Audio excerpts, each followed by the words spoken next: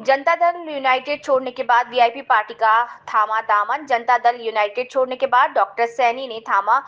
Whip party का दामन। वहीं उन्होंने जनता दल यूनाइटेड पर कटाक्ष करते हुए कहा कि 2025 में बनेगी तेजस्वी की सरकार। बक्सर से वरुण मिश्रा की रिपोर्ट। आप ये बताइए, जदयू को छोड़कर आप वीआईपी ज्वाइन किए हैं, क्या वजह रहा है कि आपने जदयू को छोड़कर वीआईपी में आए? सबसे पहले तो पत्रकार साहब आप लोगों को बहुत बहुत हार्दिक दिल से धन्यवाद। जदयू छोड़ करके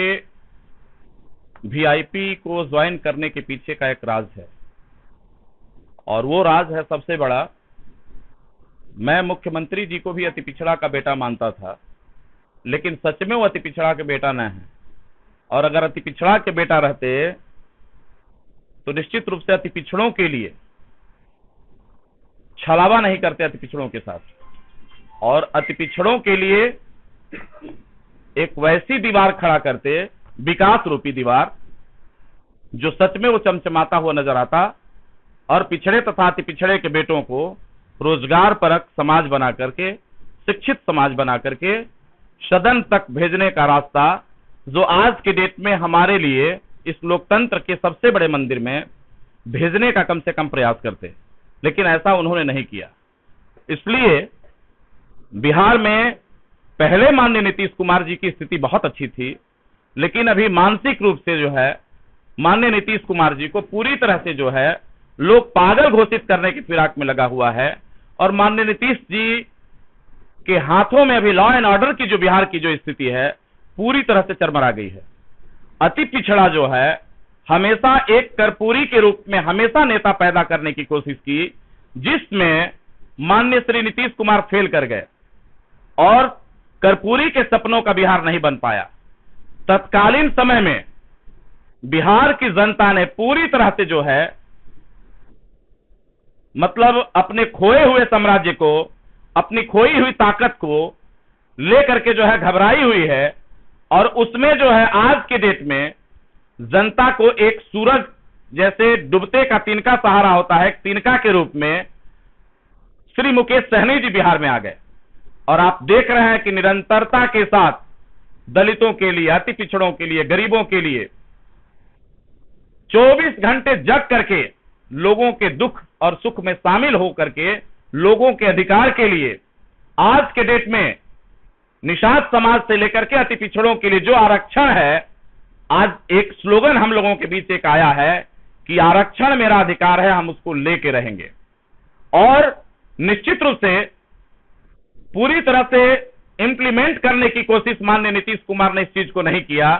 जो माननीय कर्पूरी के सपने यहीं पे अधूरे हो जाते हैं, उस चीज को श्री मुकेश सहनी ने उस मसाल को हाथ में लेकर के जो है चलने की शुरुआत कर दिया। और आने वाले समय में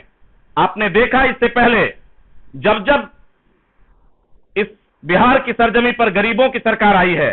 तो निश्चित रूप से गरीबों के लिए रोजगार मुहैया हुआ है, गरीब के बच्चों के लिए स्कूल और शिक्षा की व्यवस्था हुई है, गरीब के बच्चों के लिए हॉस्टल की व्यवस्था हुई है। लेकिन आपने देखा अभी कुछ दिन पहले तेजस्वी जी,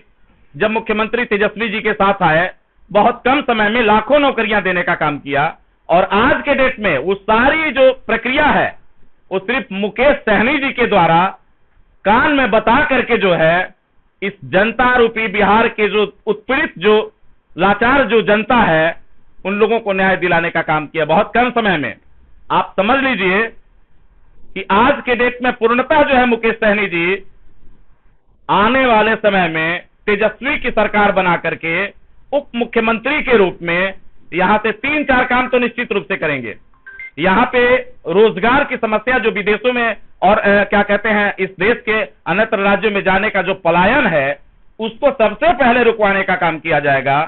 और जो युवा है यहाँ के, जो सुशिक्षित हैं, निश्चित रूप से उन लोगों के लिए शिक्षा की व्यवस्था, जो गरीब के बच्चे हैं चाहे वो किसी भी समाज के हों, जिनको पढ़ने के लिए तंगी है, आज के डेट में एक चाल चली जा रही है जो बाबा साहब के समय में भी कभी हुआ था कि गरीबों से